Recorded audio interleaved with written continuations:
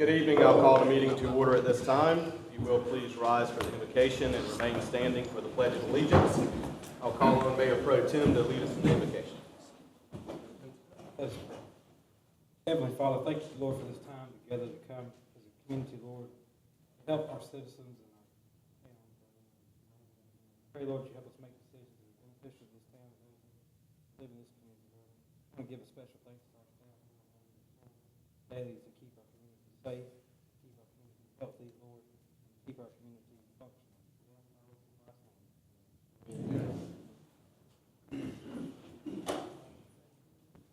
Pledge allegiance to the flag of the United States of America and to the republic for which it stands, one nation, under God, indivisible, with liberty and justice for all.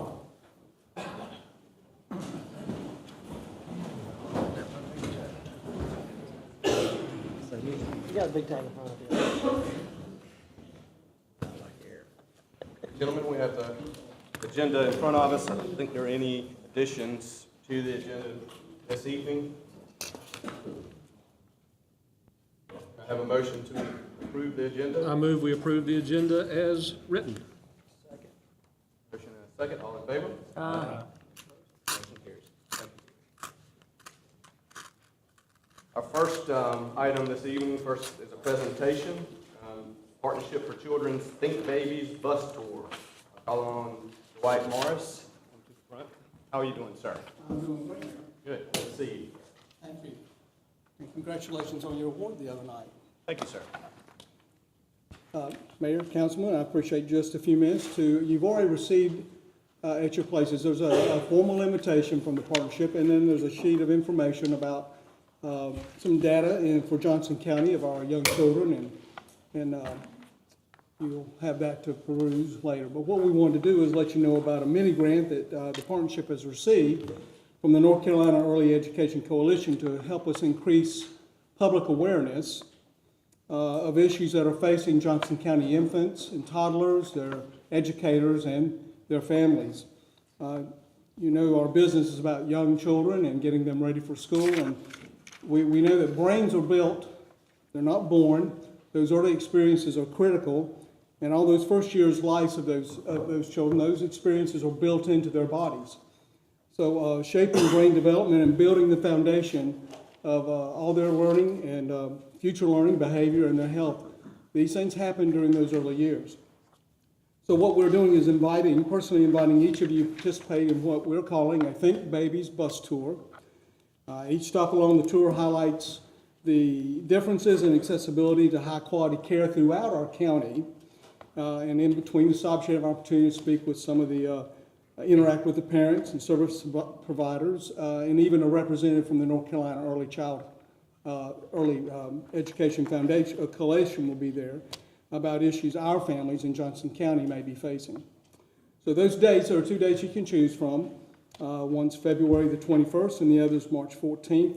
One or the other, if you're able to do that. The event runs from 8 until noon with lunch.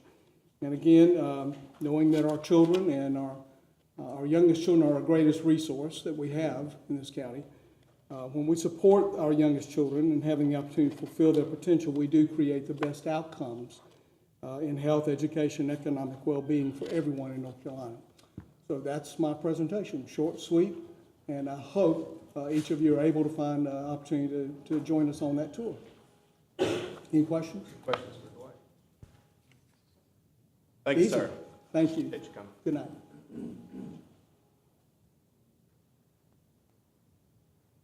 Our next item on the agenda is a presentation. It's a proclamation honoring Pine Acres community.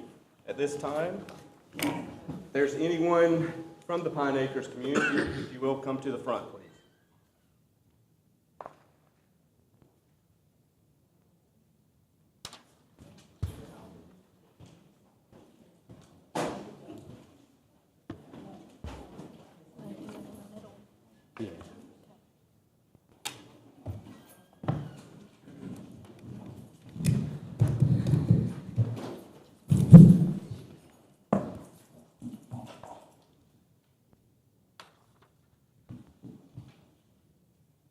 Welcome, everybody. If you will just come to the front, please. I think we'll have more room there.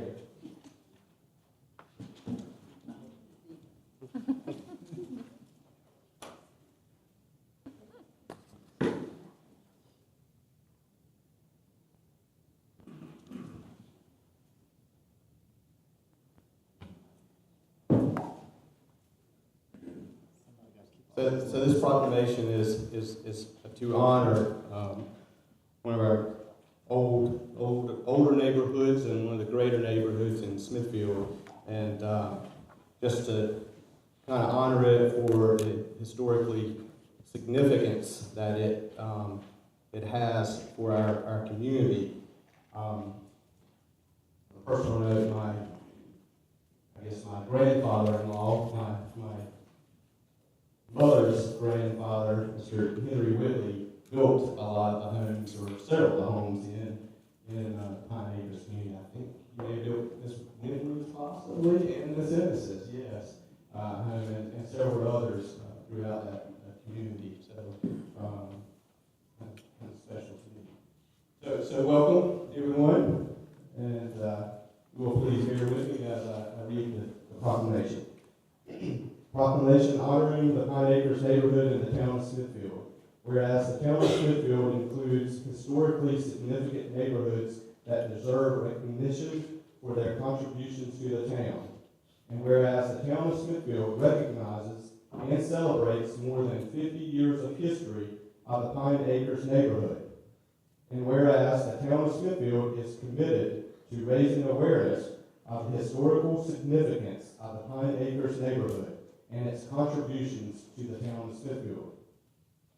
And whereas Pine Acres was developed in partnership with the Johnston County Training School and the Johnston County Board of Education to provide home ownership opportunities for African American educators, business people, health professionals, and others in the town of Smithfield when there were none. And whereas certain residents of the Pine Acres neighborhood were instrumental in the integration of Johnston County schools during the civil rights movements of the 1960s. And whereas the residents of Pine Acres neighborhood have contributed to the well-being of the town of Smithfield as citizens, educators, business leaders, health professionals, and others. And whereas the town of Smithfield appreciates this rich history and the significance of the Pine Acres neighborhood. Now, therefore, I, Andy Moore, Mayor of the town of Smithfield, along with the members of the town council, do hereby proclaim the Pine Acres neighborhood to be historically significant to the growth and to the development of the town of Smithfield.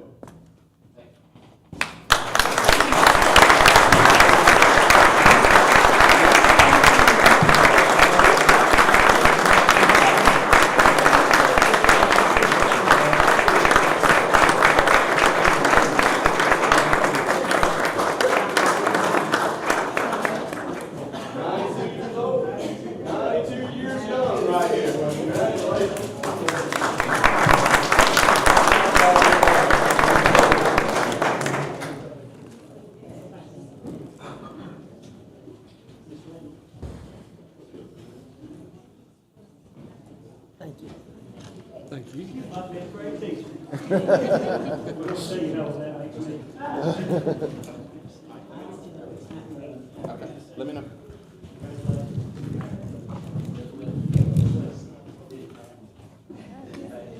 Is that a great teacher and a halfway student? Is that a great teacher and a halfway student?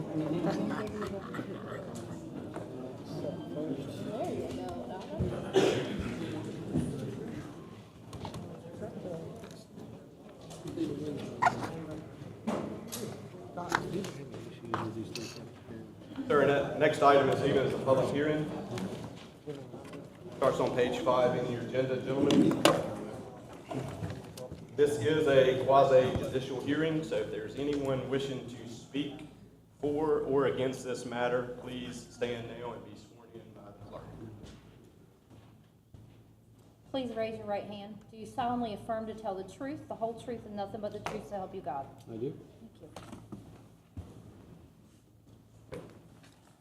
SUP 19-01, Johnston County Regional Airport.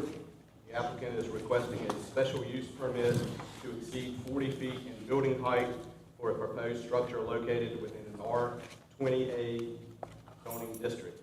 The property considered for approval is located on the east side of the intersection of Swift Creek Road and Airport Industrial Drive, and further identified as Johnston County Tax ID 150-79015. This time, gentlemen, I will entertain a motion to open the public hearing. So moved.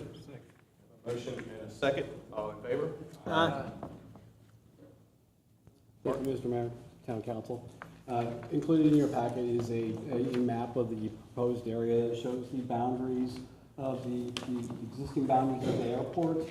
Within an insert there is a zoomed-in picture of the approximate location of the proposed structure, as well as there's also some additional parking. They'll be adding additional 49 additional parking spaces to the Johnston County Airport. The adjacent zonings include B3 commercial and light industrial to the north, as well as R20 residential agriculture zone properties to the south and west, and to the east is residential 20A agriculture. Again, the site is approximately 673.43 acres, zone R20A residential agriculture. The existing use is an airport. The project is proposing to add additional airport hangars, as well as classroom facilities and offices and a restaurant on the third story of this three-story structure. Included in your package is also the site plan that shows, again, some of the details of the plan. This here is the proposed structure that we're referring to in the report here. It's kind of hard to make out here, but and then further back into the site, there is some additional parking that would be located right here and tying into the existing parking lot of the main airport hangar. There's the plan showing the parking. There's actually a driveway, an existing driveway to Swift Creek Road. Again, this building elevation showing the proposed structure. This will be the side facing the airport runway and tarmac, showing airport hangars and then office space here with the restaurant facility on the third floor. Again, the new facilities contain classrooms, office, restaurants, and hangar facilities. Portion of the building contain classrooms, offices, and restaurants will be 3 stories high. The plan has documented a 51-foot, 11-inch structure.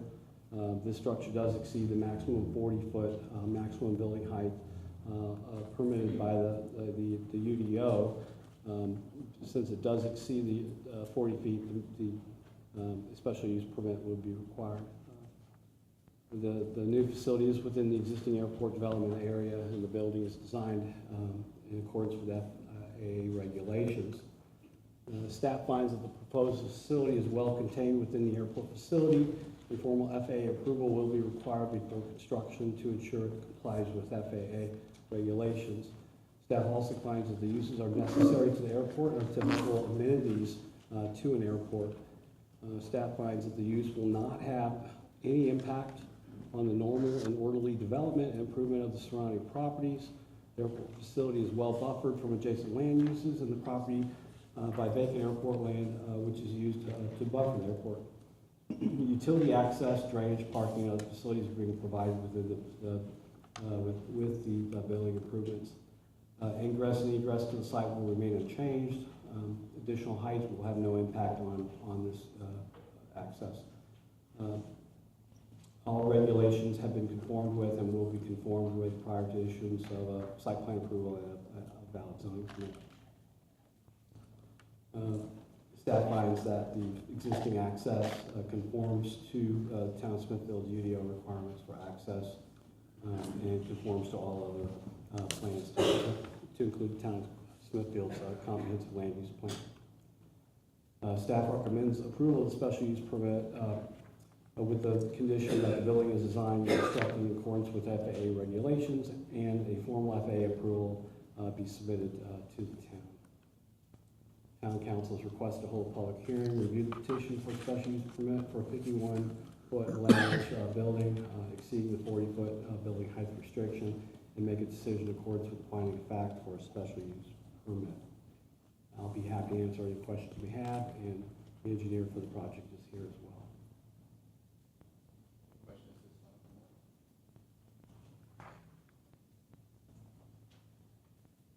Applicant is here, is that correct? Is there any additional information you would like to share?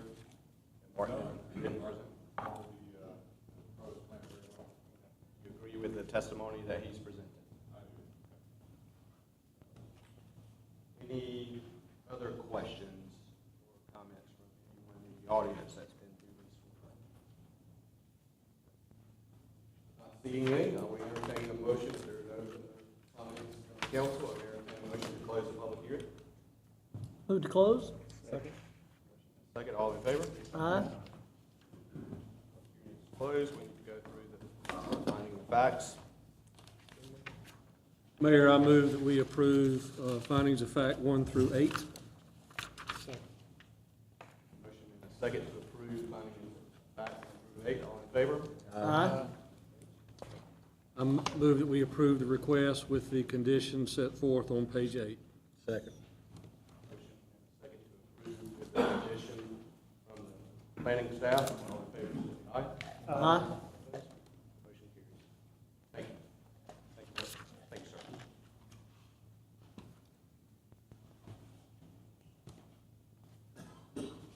Okay, our next public hearing is not a quasi-judicial hearing, so no need for anyone to be sworn in. It is RZ-18-07, Michael Stewart. The applicant is requesting to rezone 21.26 acres of land from Johnston County Agricultural Residential Zoning District to the town of Smithfield R20A zoning district. The property considered for rezoning is located on Black Creek Road, approximately 1,700 feet southwest of its intersection with NC Highway 210. The property is further identified as Johnston County Tax ID number 151090111B. This time, gentlemen, I will entertain the motion to open the public hearing. Make a motion to open the public hearing. Second. Motion and a second. All in favor, say aye. Aye. Art, turn it over to you, sir. Thank you. Within your packet is a map showing the approximate location of the property. We have NC Highway 210, and Galilee Road, and Black Creek Church Road here. The subject property is here with a portion of it fronting on Galilee Road, and the portion Black Creek Road here. That portion there is currently the subject property for the considered for rezoning. Again, the applicant is Michael Stewart, which is a PE for the project, and he is present tonight. The property is further identified as tax ID number 15L09011B. The owner of the property is Navajo Investments LLC. They're proposing to rezone from Johnson County Agriculture Residential Zoning District to Town of Smithfield R20A Zoning District.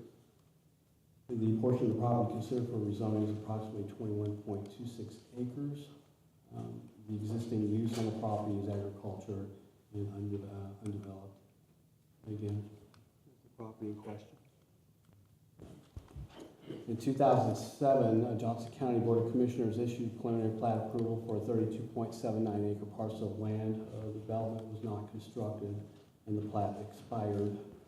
In 2009, Town of Smithfield's ETJ was expanded to include the 11.5 acre portion of land, which is this front portion here. And the property was rezoned to R20A residential agriculture, Town of Smithfield zoning district. In 2018, the portion of the property located in Johnson County jurisdiction received preliminary approval for a 62-lot subdivision, meeting the county's AR zoning regulations. In December of 2018, Town Council approved the annexation of the property, and January 2019, the planning board recommended approval of the rezoning. That's being heard before you tonight.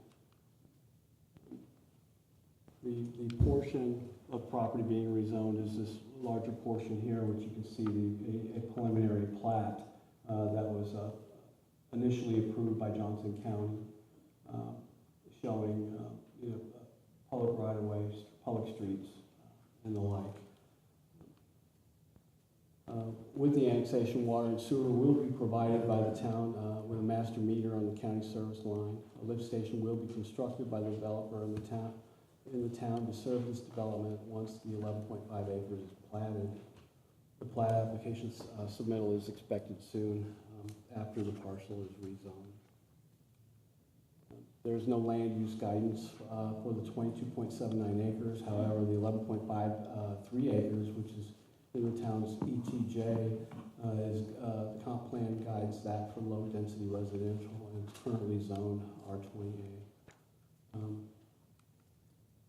The staff finds the rezoning to be consistent with the strategic growth plan, which guides this area for low-density residential. Staff also finds that the land to be rezoned will not be consistent with the UEO. The land is preliminary and platted. The plat entitlement for this development that does not meet R20A zone district standards. Should the area be rezoned, the lots will be legal non-conforming. The property considered for rezoning is compatible with surrounding agriculture or low-density residential and institutional land uses. The planning department and planning board recommended the approval of the zoning map amendment and the adoption of the consistency statement declaring that the request is consistent with the town of Smithfield's comprehensive growth management plan, that the request is reasonable and in the public's interest. Be happy to answer any questions you may have, and the engineer for the project is here as well.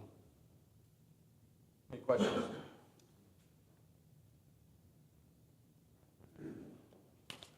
Anyone in the audience? Yes, sir. If you will please come. State your name for the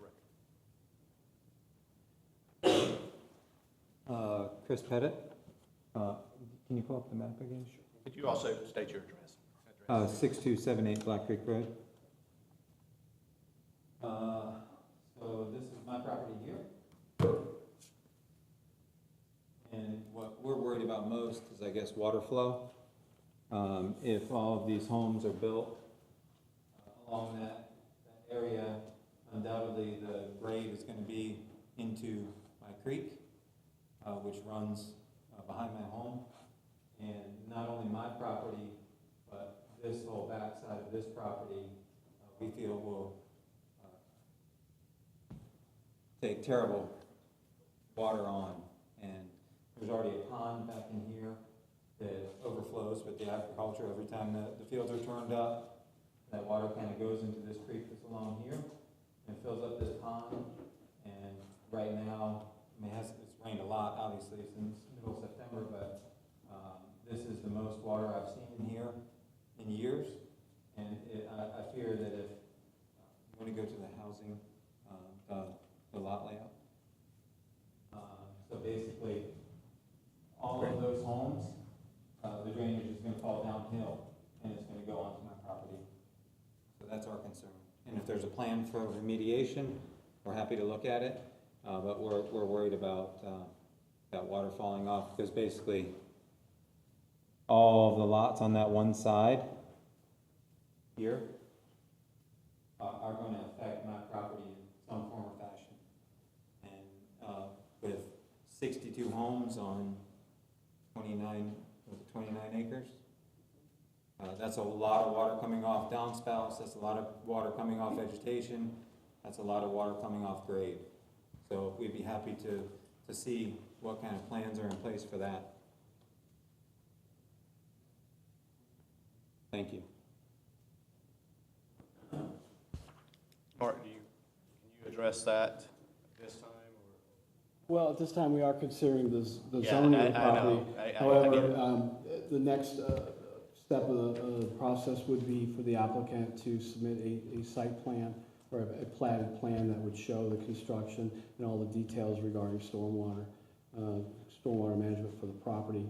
We'd like to point out, though, that there is a riparian buffer running through this and would be buffered, which will help mitigate some of the adverse impacts that may be caused due to additional impervious surfaces. I will say, however, though, this is a very low-density type development, so impact should be less than what you would normally see in a higher density development. Did you have something else, sir? Yes, sir.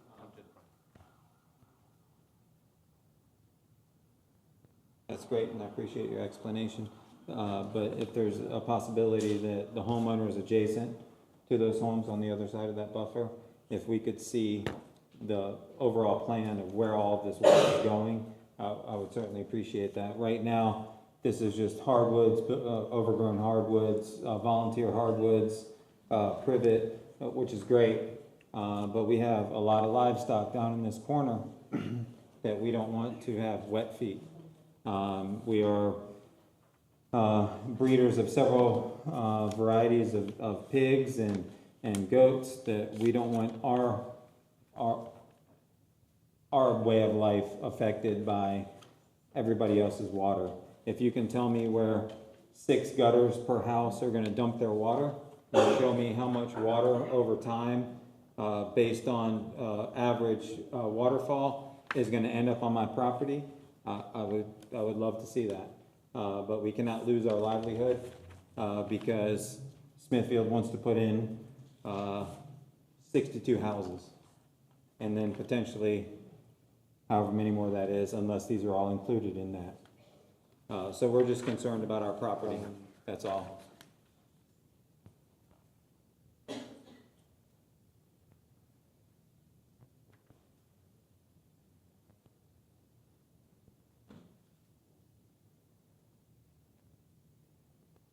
Thank you, sir. So what we have before us right now, just for clarification, is just the rezoning portion of it.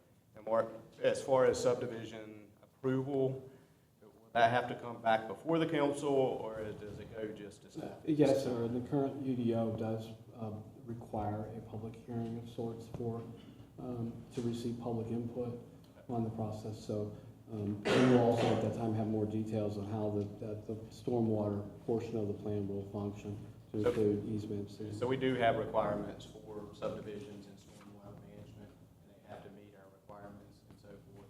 So all of that will have to be presented in the plan, and it'll come back before us.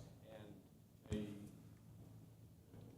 the neighbors in the area will be notified? Yes. You'll be notified the same way? Will we be notified, or will we have the option to come to a setting like this? Oh, sure, you can come here. Yeah, you'll come here. And then feel free to meet with our planning and staff outside of this meeting as well. That's not a problem. Just call down here, just come down here. Probably call just to make sure that. $1,000 around the house, I just don't want to be flooded. Yep. That's all. I understand. Okay. All right. Thank you. Anyone else?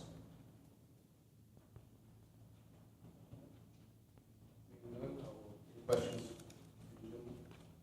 Mark, I'd like for you to address the vested rights in this particular area of the subdivision. So they already have, the developer already has the entitlement to build these houses. Is that correct? That is correct. The town of Smithfield has chosen to honor the preliminary plat that was approved by the county. This portion, at least, as far as I know, the entire section was approved by the county. And the town of Smithfield has shown a willingness to annex the property and receive the project as it's currently designed. Are our stormwater drainage regulations more stringent than the county's, or are they statewide or federal rules, so they're basically the same? I think everyone's about the same as far as stormwater. They may have some nuances that are slightly different than ours, but I think the overall standards are federally and state mandated and apply to most jurisdictions. Same. Well, it sounds like the neighbors would have plenty of opportunity to be heard, and that's important. Yes, sir. Thank you.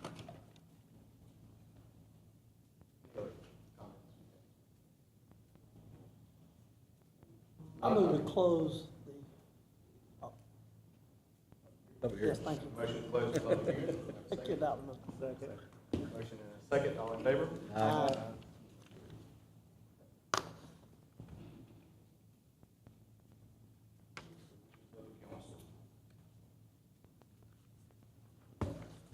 To approve or deny the rezone.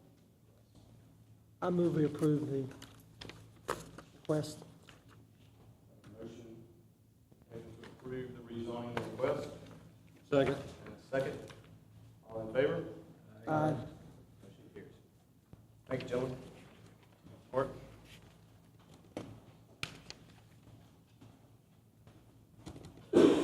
Mr. Pettit, just feel free to reach out to the planning staff, and you'll get notice of when the subdivision plans are back up for hearing. I need a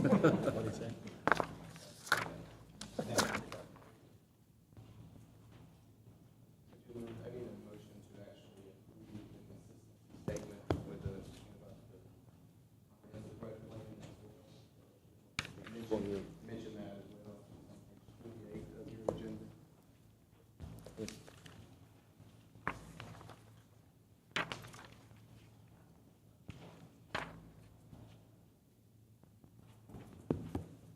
Make a motion to approve the consistency statement. Let's see. That this is consistent with the street.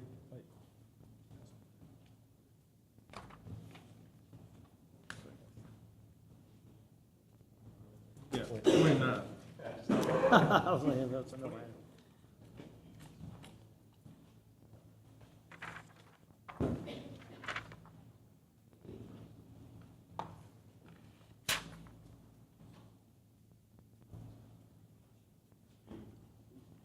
Second. 29. There you It's go. on the top right. It's in the middle right there, 28. Oh, just read that. A recommendation? Oh. Make a recommendation that planning. Recommend approval of the zoning map, amendment with consistency statement declaring the request to be consistent with the town of Smithfield comprehensive growth management plan. Request is reasonable and in the public interest. Is that in the form of a motion, sir? Yes. Should make 29. Started the motion about 15 minutes ago. That's on page 29. Second. Have a motion and a second. All in favor? Aye. Motion carries. Thank you. Trying to speed it up.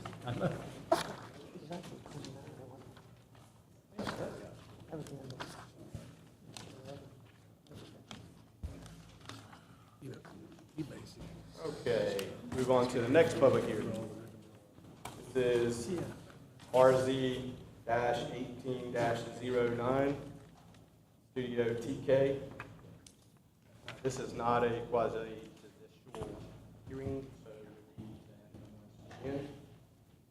the applicant is requesting to rezone a 3.12 acre portion of a 9.92 acre tract of land from D3 and R20A to light industrial zoning district. Property considered for rezoning is located on the east side of US 70 Business West, approximately 200 feet north of its intersection with Cloverdale Drive. The property is further identified as Johnston County Tax ID 17J08001A. Do I have a motion to open the public hearing? So moved. Second. Motion second, all in favor? Aye. Motion carries. Mark? Thank you, Mr. Mayor. In your packet, there's a area map showing the proposed property considered for rezoning. There's a warehouse complex that is located on the 3900 block of West Market Street or US Highway 70. This is the subject property here. This is TK Studios, the home of TK Studios here. There's also American Van Lines is located on this property here. Both principal structures are currently reside on industrial zone properties. Immediately across the street here is St. Anne's Catholic Church. To the north, you have a B3 zoning classification that runs 500 feet parallel to the highway. with some agricultural land to the north. Also to the west is agricultural land. Immediately adjacent to and south of subject property is industrial zone property. As you can see, this line here and this line here are remnants, were at one time property lines existed here. These property lines were, over the course of years, were moved and or deleted, leaving this portion of property here, which is residential agriculture, becoming a part of this industrial zone property. So what we call that is split zoning, which is not ideal, and the applicant has requested that the town of Smithfield amend the map to correct that. The same is for this B3 section here, so and for that reason, they're requesting that this portion be zoned light industrial to match the zoning on the main property there.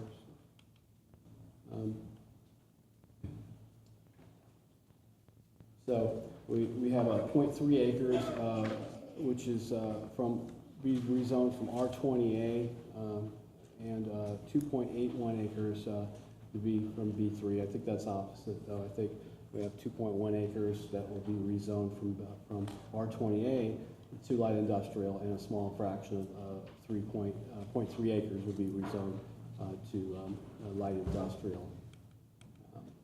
Again, the applicant has submitted a plat showing these acreages.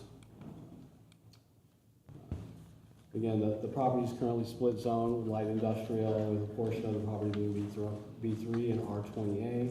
The map amendment will correct inconsistencies created by past lot recombinations. Warehousing is permitted within the light industrial zoning district.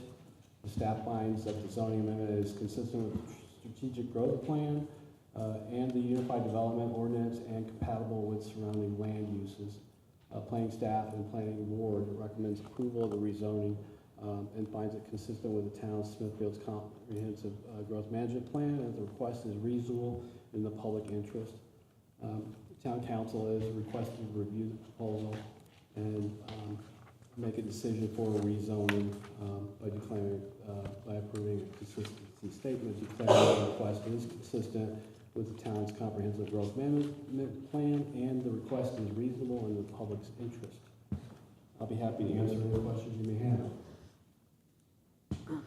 Questions for Mark? I have a question now. I'm concerned, I'm a little confused of where is the border of our ETJ on 70? I thought it was at the airport, so it's this was beyond the airport up near the Catholic Church. And I thought that was beyond where we were. I didn't see a sign today or right there. There wasn't a sign saying ETJ, so Smithfield. So Yeah, we need to it's- put one out there if we don't have one. Yeah, our ETJ limits, this is right near the boundaries of our ETJ limits, and it may actually be, it's hard to see on this line, but there's a red line. I think this is outside, but this is in. It comes in, it picks up the church, and then comes back around this way. But I do not have a larger map showing the entire, but that's right there towards our outer limits of our planning jurisdiction. Okay. How did this, this is one tax parcel, has one tax ID number assigned by the county. How did the configuration get to be split zoning? Was additional property acquired, or was just overlay zoning affected that?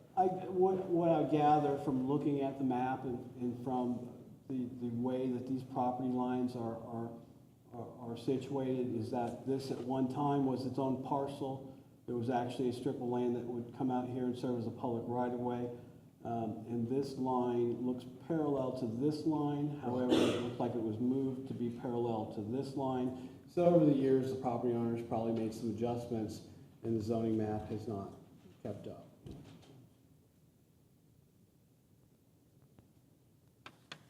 So it's just a slight adjustment to the map to accurately reflect the existing conditions and land uses on the property.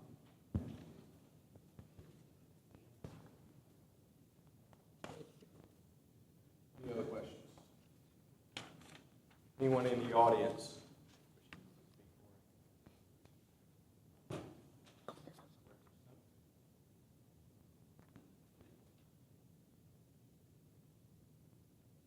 My name is Dan Simmons. I'm with McGill Associates. Our office is here in Smithfield. I'm actually a resident, living at 125 Everett Lane here in town. I was retained by Studio TK to investigate their facility, their manufacturing facility. They manufacture furniture, for the expansion of that facility, and in that investigation discovered that this thing was split zone. And according to your UDO, we could not get a zoning permit to be able to expand this facility until we straighten this out. That's why we're here tonight to straighten this out. There's some other issues we'll be looking at in the future, but these people are in an expansion mode, and I think we'd like to see the jobs come here. And I'll be glad to answer any question you might have. Any questions for Mr. Simmons? Thank you. Anyone else in the audience wishing to speak? I will entertain a motion. Close the public hearing. I move we close the public hearing. Second. Second. Aye. John, you want to try it again? I got the two, Gentlemen, you can either deny, or I will entertain the motion to I'm gonna read this on page 51. Whereas the Town of Smithfield Council acting upon zoning map amendment to the Unified Development Ordinance and pursuant of NCGS 16A-383 is required to approve a statement describing how the action is consistent with the Town of Smithfield Comprehensive Growth Plan. And whereas the Town of Smithfield acting upon a zoning map amendment to the Unified Development Ordinance and pursuant to NCGS 168-383 is required to provide a brief statement indicating how the action is reasonable and public.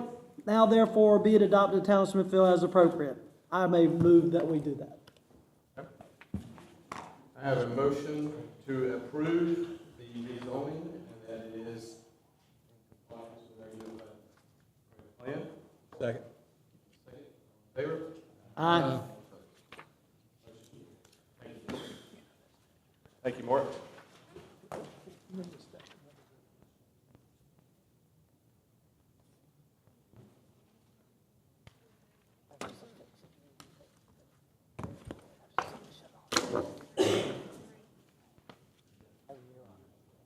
Now we'll move on to citizens' comments. If there's anyone wishing to speak during citizens' comments, please come forward at this time.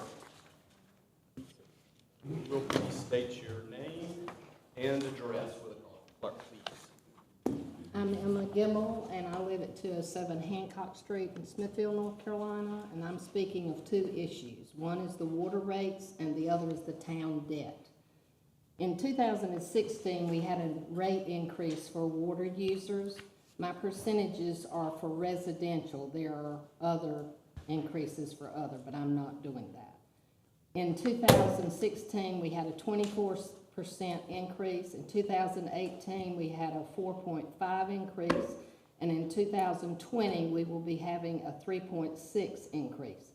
The rate study was done by the Wooten Group. The town council decided in May special sessions to follow the Wooten Group's suggestions for rate increases for the 2016 and 2017 budget. Another rate increase on 11.8 by the Wooten Group suggested another increase of 44 cents per 1,000 gallons for a 5-year period, 2018 to 2022, or a capital infusion of $300,000. Since 2016, including the 2020 increase, our town will have gone up 31.6 on water rates. With the new study, another 44 cents per 1,000 gallons will be charged to our water users. My second concern is our debt. Our debt service as of 2017, 11/27/17, in the financial statement showed over $24 million town debt in general funds alone. A new 2018 financial audit has not been completed. That's why I was using the 17 audit. With the cost of the expansion of the water plant, it will be adding another $12 million more dollars of debt without interest or increases in construction of the expansion if needed. We haven't been told how the town will pay for the water expansion without water rates to be continuing being increased for the town residents to pay in some form. We have much more pending concerns that will cost the town large expenditures. Old pipes that need to be replaced or repaired, substantial water losses of finished water that we are losing that is not, we do not know where that is, nor do we, they are not being billed for that water. Problems with old and new water meters are a concern, continual rise in water rates, and a high cost of water to the town users. Thank you very much. Anyone else wishing to speak? Please state your name and address. Pam Lampy at 415 North 2nd Street. And I'm going to talk about the water plant as well. As you know, M. Gimmel and I have gathered information from many outside sources concerning the water plant expansion. We have determined through our research that the town has sufficient water supply for many decades to come without any expansion. Per the Wooten report that will be presented tonight, the town expects that Smithfield users in fiscal year 2018 to 19 will consume only 10% of the water plant's existing capacity of 6.2 million gallons. In fact, the town expects to sell more water to the county than its own water customers.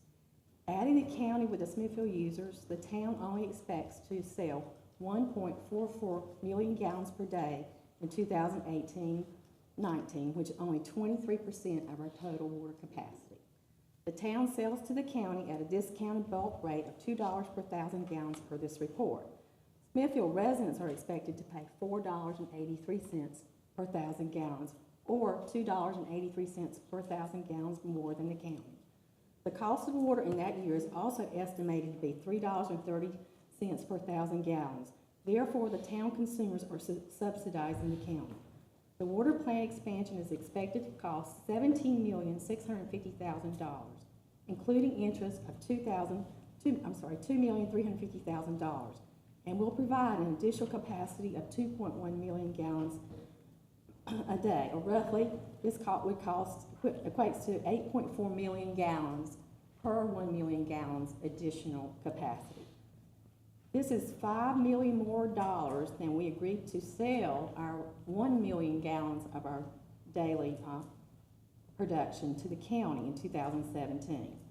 So if we indeed need capacity, it does not seem sensible to sell for less than it costs us to replace our capacity. Smithfield water consumers want to know the number of people the town management and board think our existing capacity supports, why we should subsidize the county, and why this is a political decision. We believe our existing capacity of 6.2 million gallons per day is an adequate water supply for decades to come. Let's reconsider the necessity of this expansion.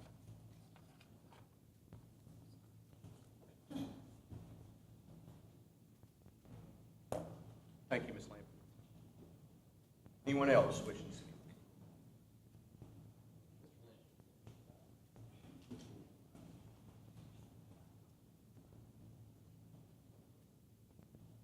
I brought a small card, not a big one. It won't be long.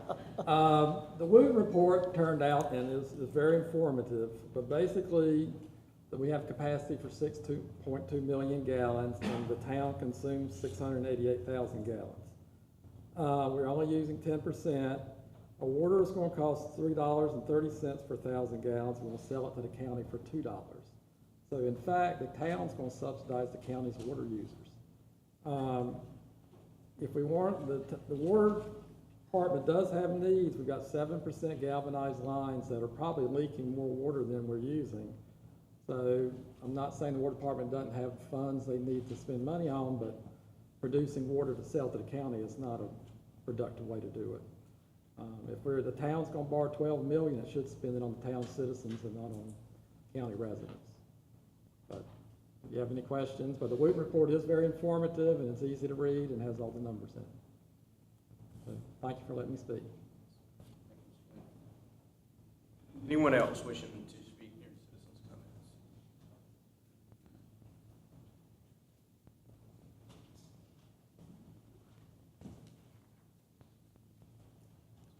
How are you, sir? Great, how are you? Welcome. guess I don't have to restate my name. My name is Tony Nixon. I live at 8 Cedar Drive here in Smithfield. I'd like to say good evening to the mayor, town councilman, town manager, neighbors, friends. Tonight I'd like to make a 911 call on behalf of all the citizens of Smithfield. There's an alarm going off. Who will answer that call? As a citizen of Smithfield, I am deeply concerned, and as I'm sure you are too, as it pertains to the state of our men and women who protect us each and every day and night. Tonight, the emergency is about safety of the citizens and morale of our officers within the Smithfield Police Department. What we have is a nationally accredited professional police agency, a distinction which is well deserved. However, I feel there is something lacking from our responsibility to them that we have not adequately addressed. That responsibility begins with the gentleman of the town council. I understand there's a pay study being conducted. However, I would like to give you my preliminary results of a personal study. Over the last 6 years, we've lost approximately 24 officers, an average of 4 officers per year for various reasons. We have 4 patrol squads with 4 to 5 people on each squad, which normally would consist of 6 or 7. We've lost officers to Johnston County Sheriff's Department, Clayton, Selma, and various Wake County Police Departments, and also the Wake County Sheriff's Office. I'm afraid we're going to lose more if we don't do something quickly. I feel this is a direct result of our pay and incentive structure. Let's look at pay. The initial rate for a new officer coming out of the LET for surrounding areas, including Smithfield, is as follows. And this will be first to last in starting salary. Selma Police Department, starting salary, $37,500. Reports taken in 2017, 2002, with a population of over 6,000 people. Benson, starting salary, $37,500 plus a take-home car. 1,701 reports taken and a population just over 3,000. Clayton, $36,801 plus a take-home car. Reports taken, 4,620, with a population over 21,000. Smithfield, 4th. Starting salary, $35,887, with over 4,671 reports taken and a population over 12,309. Goes down from there. Pine Level, 32,900 with a take-home car. Princeton, 32 with a take-home car. Kinley, 32 with a take-home car. Wilson's Mills, 31,500 with a take-home car. When compared to the North Carolina average officer pay of $51,000, our Smithfield Police average pay lags behind at approximately $48,500, and that is an average of all the officers. The U.S. average is about $58,500. Also, when you look at the volume and nature of calls taken by our department, we are first in reports taken, second in calls for service in 2017 of over 11,151 calls. Clayton had 19,215 calls for service, and Smithfield is second in total population. Let me put it this way. Why would an officer come to Smithfield to work harder in a more dangerous environment and be paid less? Some would say our crime numbers are down nationally and locally, and I would agree. But I'd like to offer a couple of reasons for that. One, crime is down nationally. Citizens are more alert. Our population is aging. And lastly, our officers and courts have done a good job getting the criminals off the streets. Simply stated, they're already locked up. Plain and simple, we have a morale problem which could lead to a public safety issue. We need to be creative and stay ahead of our agencies instead of playing catch-up. We are the county seat responsible for the protection of citizens of Smithfield and the single largest retail economic center in Johnston County. We need to attract and retain the best of the best and not settle for average or below. The hiring of officers is at a critical stage in all municipalities, so we need to stand apart by aggressively recruiting with benefits and incentives. Incentives, given that all agencies or other agencies include the take-home cards, a guaranteed minimum raise every year, merit or cost of living, better insurance, insurance at retirement or percentage for years served, longevity pay, perhaps an end-of-year bonus based on surplus of monies not spent in the current year's salaries budgets as of the fourth quarter of the budget year for the departments. Benefits to be employed by the town of Smithfield Department seem to be diminishing. Squads, particularly the patrol division, are losing personnel. Officers are working more and more challenging schedules due to vacancies. And as a side note, I'm sure there are other town employees who work extra after normal hours, schedules without any financial considerations. Hey, guys. I'm sure it's difficult for our officers to be granted days off when requested to do due to lack of staffing, especially those on patrol, causing morale and stress issues for those officers. It seems as though other agencies in the county are growing and Smithfield is shrinking. Remember, perception is reality. All is not gloom. We seem to do some things right. We have leadership within the department, which the men and women respect. And I would submit some, and I stress some, of our officers stay only because of that leadership. Our agency provides a lot of opportunities for additional training, and guess what happens when they're trained in Smithfield? They become more marketable for the agencies, paying more money and offering better incentives. Thanks, Smithfield. Now it's up to you, the town council, to be proactive and take the results of your pay study and drill down to some core issues to make the most beneficial response for the citizens and the employees. I ask you, the town council, to take some time and speak to those on the front line and ask the question, what tools do you need to do your job? How can we attract and retain officers? You can either be part of the problem or part of the solution, and I'm sure you would choose the latter to be part of the solution. What we want is a police department that is proactive to our needs and not reactive, and I thank you for your time. Thank you, Mr. Ross. Anyone else wishing to speak?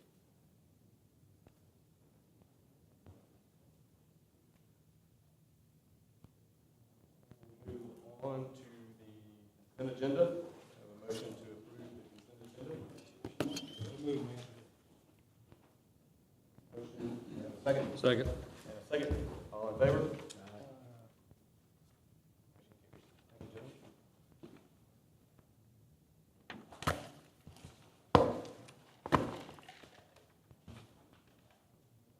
Move on to our business items. First business item is consideration and approval to adopt resolution number 635 to begin the procedure for closing a portion of Meadowbrook Drive. Mr. Manager, is that you?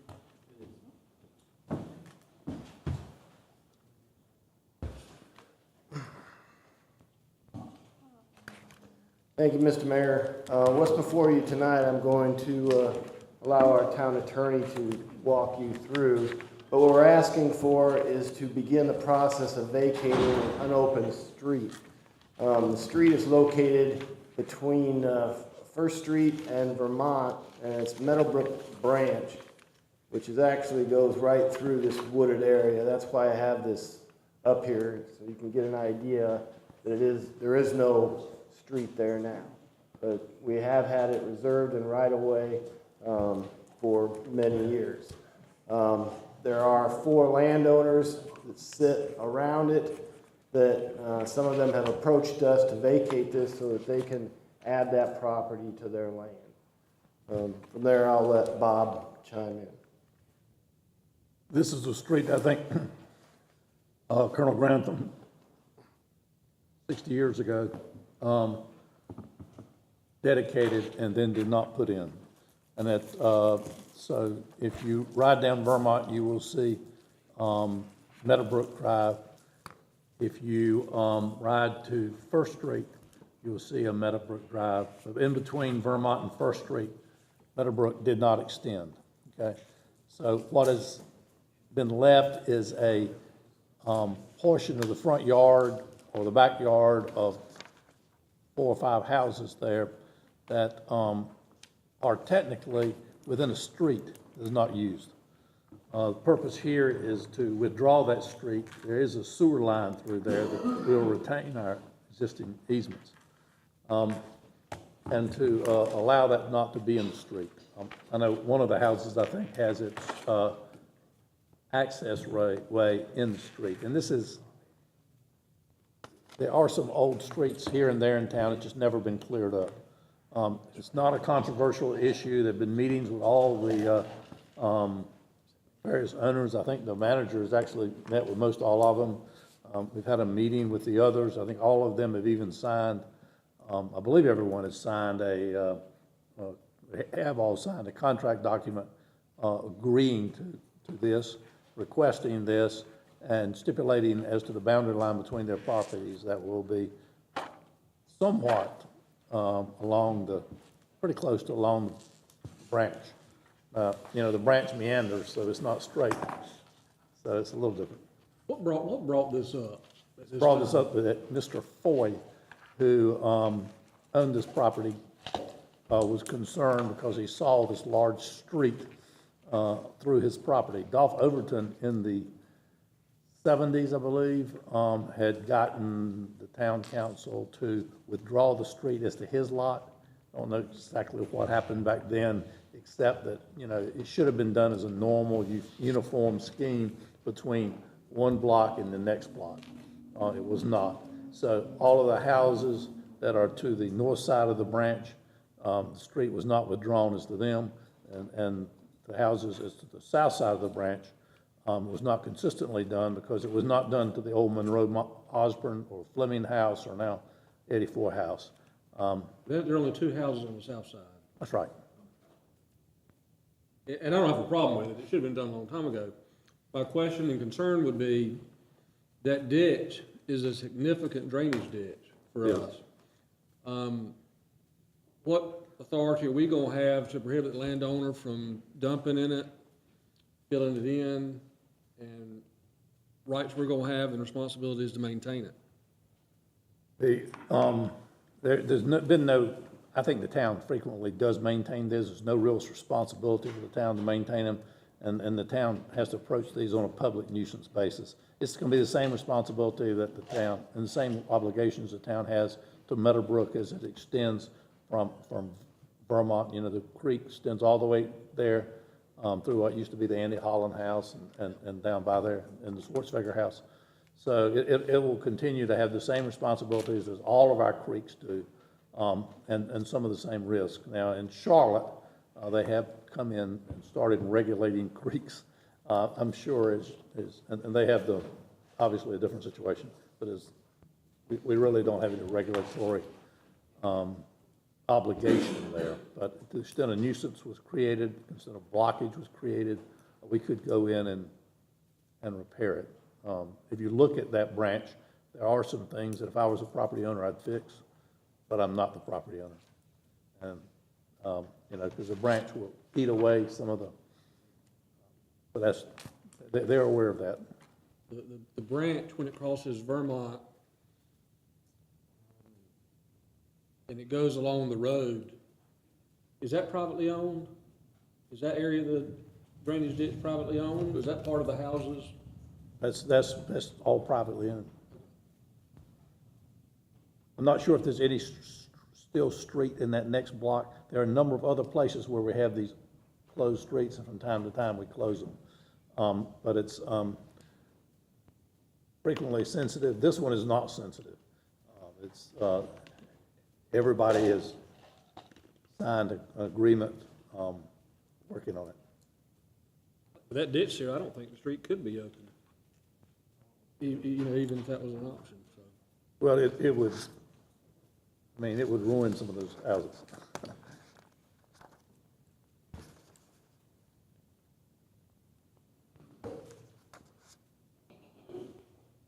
Any other questions? I have one question. Mr. Spence, said they got the property line, they proposed a new line. How does that work? Goes back to the original property owner? Yes, it runs right down the center line between, of the So street. they don't divide it, they just put it back to what the old Yes, we've actually had it drawn off, and Linwood Bird has drawn it off so that it's graphic. You can see it. And you will see that it doesn't perfectly follow the branch.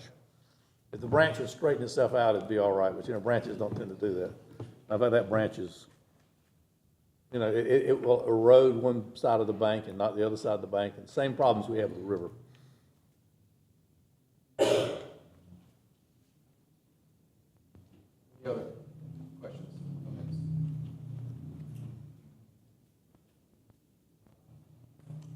Pleasure of the council. Motion we approve, Mayor. Second. Written on page 134. Second to approve. Favor? Aye. All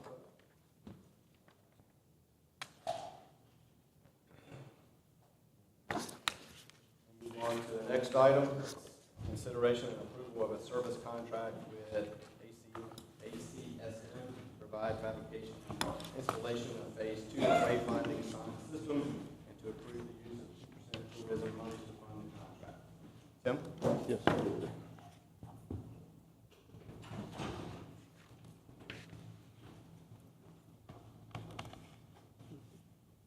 Oh, I got it.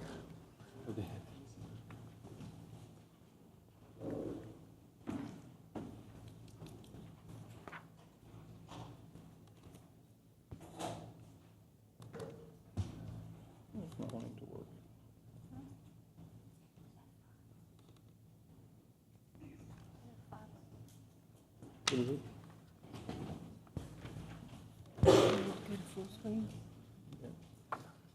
Thank you.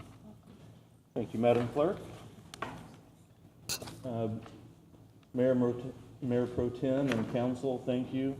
This is a project that we've been working on for quite some time with wayfinding throughout the town. We have Donna Bailey Taylor and Sarah Edwards here as well. And our new planning director, Stephen Winsman, has been working on this quite extensively as well. Of course, he is out of the country, as a matter of fact, right now. But you have in front of you some information that was provided in your packet, and also additional information to hopefully better explain everything that's been going on here. But just to break down a little bit more, what we're looking for is an approval of phase 2 with the wayfinding contract with ACSM, who has already been approved in phase 1, and approval of use of 2% tourism monies to fund that project. We previously, council has approved $203,000 plus, and that accumulation of grant funding, local contributions of the tax, and the Downtown Smithfield Development Corporation is where all of those funds came from. This would be approximately, well, this would be 40 signs in the first phase. 2 of those are gateway signs, monumental gateway signs. They are the large ones that come into town, and there will eventually be 4, perhaps a few more, depending as how we go forward. But basically welcoming people into the town from the east, the west, north, and south. One of those we used to have on the west side of town that has already been taken down, and looking to build that one soon. Others, you can see the types of signs that are there. But again, 40 signs in phase 1, and we're looking to really move this up quite quickly. All of the ACSM, they build their signs in-house, so that it's not constructed here. Most of these, they will build it and then deliver and install. So that's how they really came in under budget of everyone else. In that first phase, we also added in site survey, lighting, and other contingencies that might be unforeseen. The large one on the left, that is the gateway that I was speaking of. Some of the others are not into the plans right now, but you'll see on the far upper right, we have those, and this is all directional signage that would be downtown, showing people where to go for parking and all of our amenities.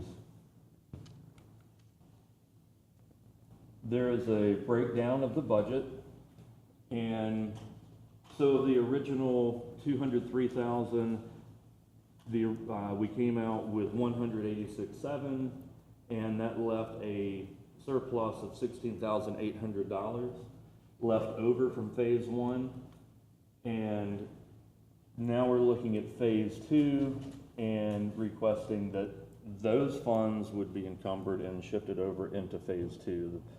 The savings from that first phase. That would be 2 of those monumental gateways, the large signs, the trailblazer signs, and also the directional signs for downtown parking. Here's the budget for that phase 2 of what we're requesting. So you can see the total budget of $75,780 minus the remaining funds in phase 1 that were not spent. So it remains, it leaves a balance of the $58,919. The wayfinding committee has recommended an additional gateway signs in a future phase 3, but that's not what we're here for tonight. That's just for informational purposes to let everyone know that that will probably come before us in the near future. That cost would be estimated at the $43,650, and that would be a request of 2% tourism funds. So tonight, we're requesting approval of phase 2 wayfinding contract with ACSM, who is the current holder of the first phase, in the amount of $67,780, and the approval of the use of $58,919 of 2% tourism monies to fund that project. And if you have any questions of myself, or if you would like anything of Donna or Sarah, they have been so instrumental in this. This has been going on for many years, and we're so happy to be getting to see product. Questions? I agree, Tim. I feel like we've been talking about this for 2 or 3 years, and I hadn't seen a sign yet. Jim, I've got a question. Why didn't we have all 4 of the gateway signs in the phase 1? Sir? Why didn't we have all 4 of the gateway signs in phase 1? Why are we having to do it? That is land acquisition. So some of that comes from landowners agreeing for us to be able to erect the signs on their property, and we're still going through some of We've already got approval for the first 2, is that correct? We have approval for the first 2, yes, sir. The other 2 are not? The other 2 we're working on Okay, right I now. understand. Yes, sir. Any other questions? Not? Motion? To approve the contract? I move we approve the contract. Second. Motion and a second, all in favor? Thank you. Move on to item number 3 is update on the water plant expansion. Ted?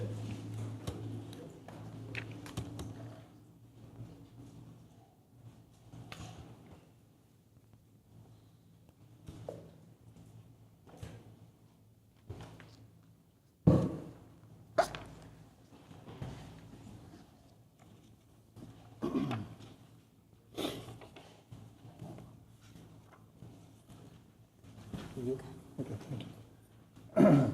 Good evening, gentlemen, and thank you for letting me come and speak to you this evening. The purpose of this presentation is to update the council on the current status of the proposed water plant expansion. I am not asking for any action to be taken this evening. I'm only providing an update of the status. Tonight, I'd like to go over 3 points, kind of the where we are, address some concerns that were brought forth by citizens, and where we still need to go. To begin, where we are now, the design consultant has submitted 60% plans, which have been reviewed and approved by staff. At this point, the placement of the new tank in the basin is now set. They are where they are due to hydraulics of the situation, elbow room on the site, and how the ground soils can actually support the structures. The piping is sized and placed. The reservoir has been shaped to give maximum storage with as little footprint expansion as possible. Funding has been approved by the North Carolina Department of Environmental Quality, and the loan package has been forwarded to the LGC for approval.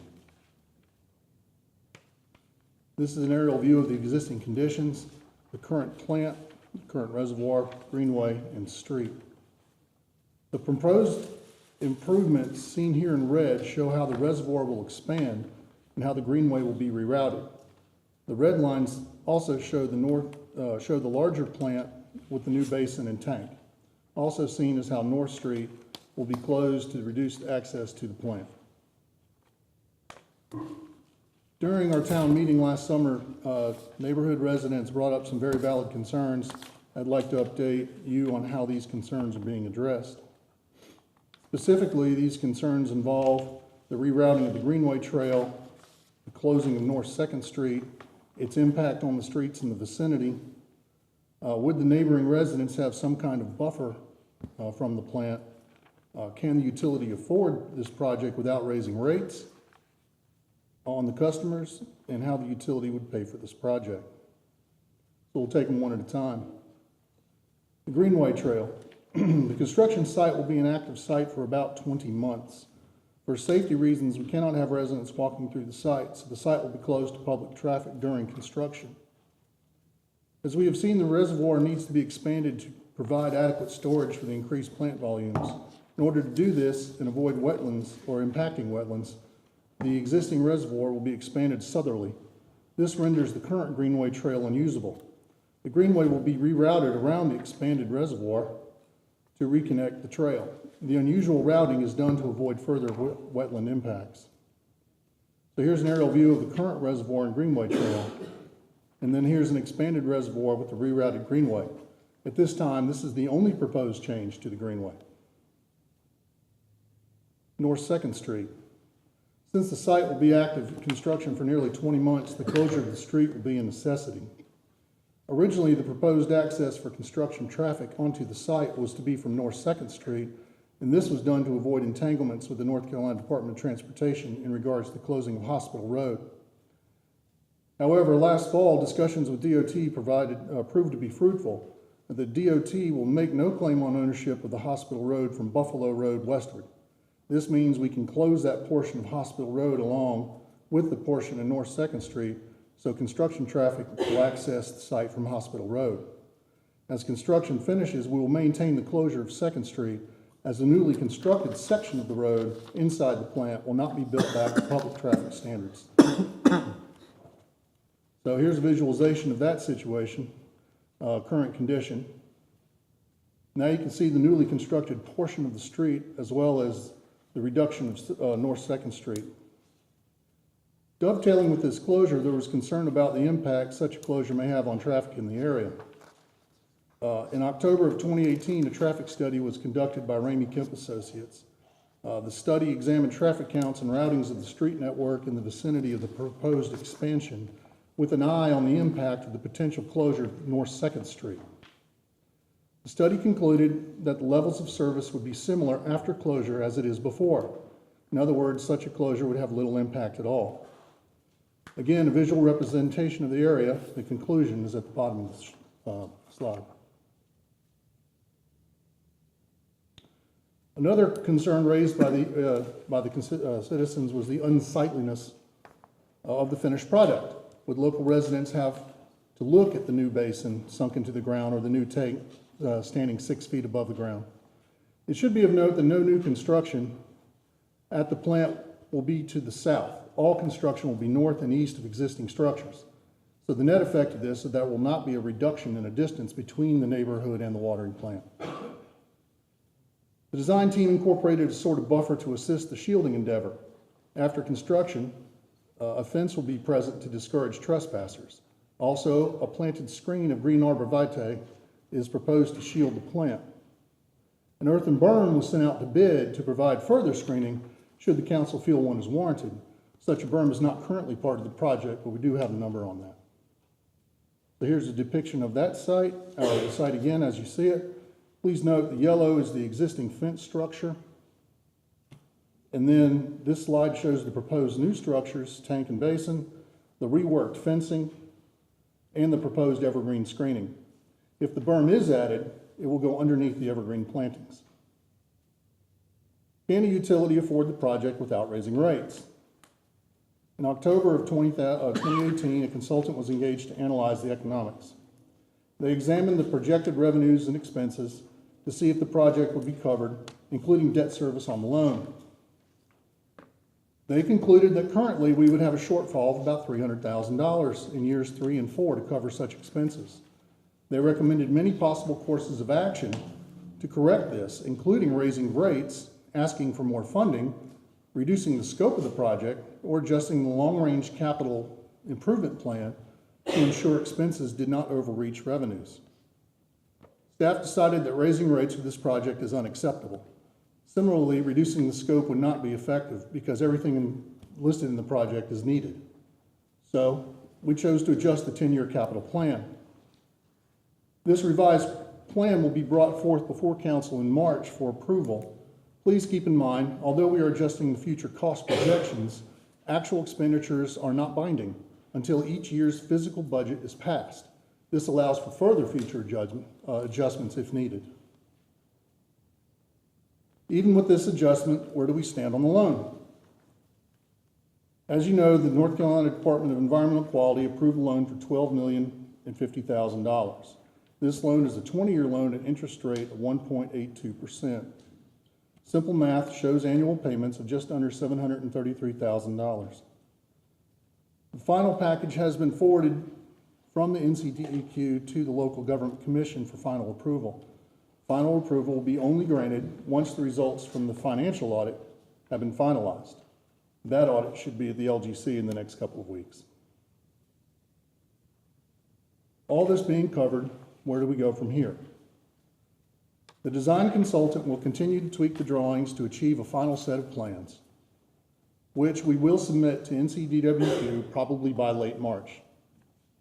Staying on that schedule, approved plans will be ready for bid by late July. At that point, we can advertise and bid. Construction of the 20-month project will likely begin late fall, maybe October or November. It will be completed by May of 2021. This still matches up with the NCDEQ approved timetable, which was presented in their approval letter. As you can see, this project remains ahead of schedule, with the first 2 milestones having already been met. So in summary, the project is still on schedule. We are addressing the citizen concerns as they come up. The traffic and economic studies have been performed and show they're both feasible. The revised capital improvement plan will be submitted likely in March, and the LGC will approve, hopefully, pending audit results. Thank you for your time this evening. Go Wolfpack.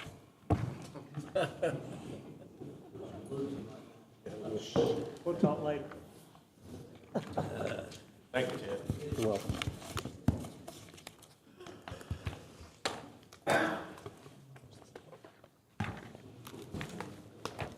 Okay, gentlemen, we'll move on now to council members' comments. Comments?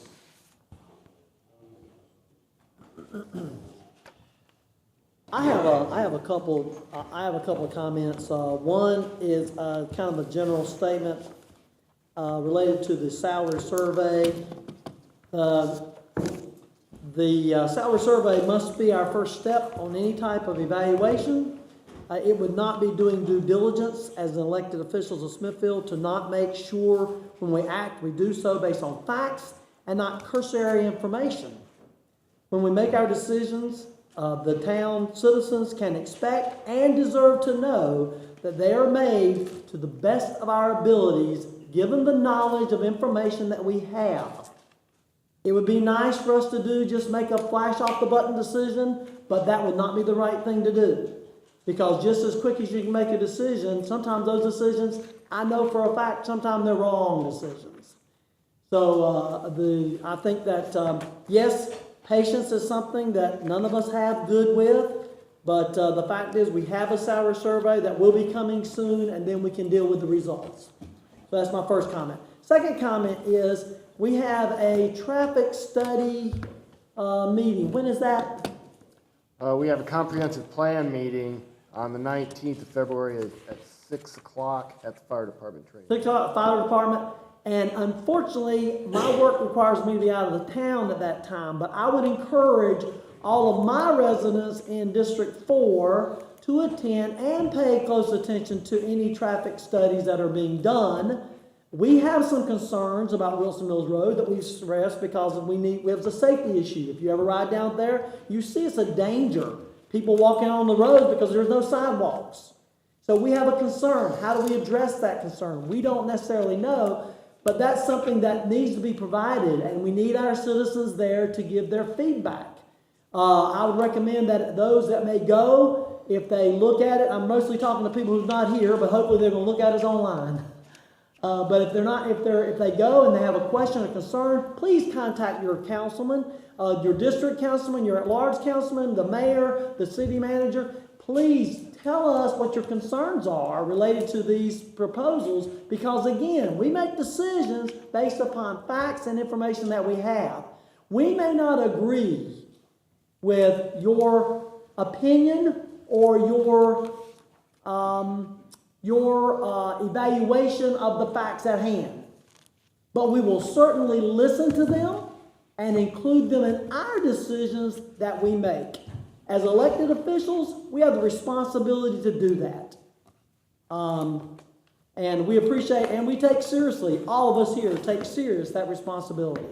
So I appreciate the town. I appreciate all the people who give their time and effort to the town of Smithfield. All of our people. I think every time I go out there on Thursday morning and it's cold and it's raining, or in the summertime when my garbage stinks, and I see the people pick up my trash, I'm so thankful for them doing that. I'm thankful for every time the road is covered in ice, somebody comes down, or snow, somebody comes down and scrapes my road. You know, I think we have a great town. I appreciate being part of it, and I appreciate the opportunities that we have. No, I'm going to say that. Thank you. Anyone else? Thank you, Ms. Barber. I will turn it over to the manager. Your report, sir. Thank you, Mr. Mayor. Just have a few things this evening. As Dr. Barber mentioned, we do have a comprehensive plan meeting on February 19th at 6 o'clock. It will go till 8 o'clock in the fire department training room. So again, we hope our citizens will show up, provide their input. This is the future growth for Smithfield. I want to commend our Public Works Director and his departments. They received a recognition recently as a North Carolina Main Street champion. That's something that Sarah's group is involved in, and we hope to have someone here probably at the April meeting to present that award in front of the council. As you know, our audit has been running late this year, primarily due to problems that our auditors had with the hurricanes over the summer and fall months. That audit report, we believe, is about complete, and we should be on schedule for our auditors to be here at our March meeting to provide a report on their findings. As you probably saw when you came in the building, our marquee sign out front is framed up. We anticipate that we will have that fully operational by the end of the month. And We are looking forward to using that to provide better information to our citizens. I was advised today that our ladder truck that is on order is expected to be delivered by the end of July. So we'll be seeing that come in, and we will also be budgeting our first debt service payment in this upcoming budget. I wanted to announce that we have a Martin Luther King Jr. Parade scheduled for Saturday, February 16th at 3 o'clock. It takes the same route as our Christmas parade. Please come out if you can and attend that event. Mayor, I'd also like the council to consider having a special meeting on Thursday, February 21st to discuss the UDO at a time of its pleasing. This is something that we have to advertise for 2 weeks in a row, so it's not something we can do before then. I fear that in March we will be getting into our budget sessions in April, and we have 2 articles that the planning board has worked on that they would like to come forward, and I believe it would be best served if we are able to discuss those in more of a workshop environment rather than in a regular meeting. That's all I have. Gentlemen, what do you think about February 21st?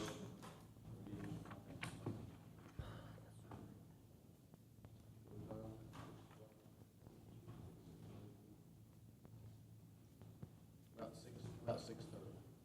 That's For fine. you? 30 on the 21st? Okay. Thanks, sir. All right. Looks like we'll pack us up to 21, Mr. Ashley. Getting close to that 24 mark. Where's the mark? All right. We don't have any other business. I will entertain a motion to adjourn. Motion to adjourn? No, I don't think anybody second. Second. Second, all in favor?